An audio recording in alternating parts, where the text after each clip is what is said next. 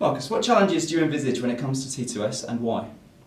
Well, the key challenges for T2S are primarily experienced, I would suggest, at the CST and global custodian level.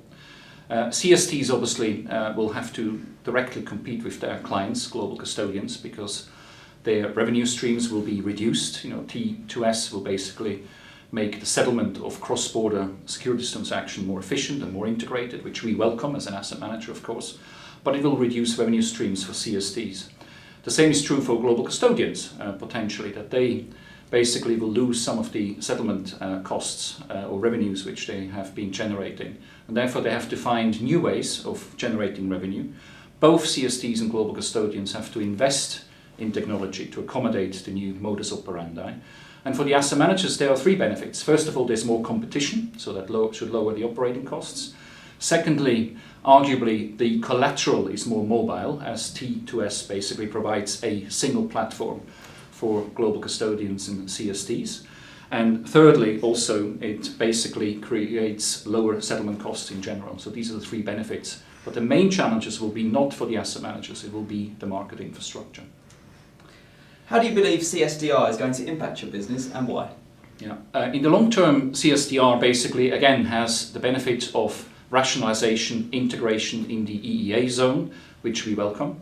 It will also standardize IT architecture, the way we process things, and that will simplify our operating model and also will help us with the convergence of the settlement processes. Hopefully over time globally, but initially clearly in Europe. And we welcome that opportunity because it reduces operating costs and it will simplify and reduce investments in future IT technology. And what would you conclude from your discussion that you had this morning? We had a great discussion on the challenges on sort of big data and the digital revolution.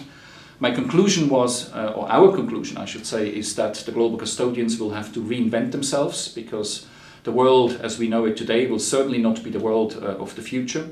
We talked about the fact that some of the global custodians will be disintermediated because of the digital way of doing things, the whole digital economy.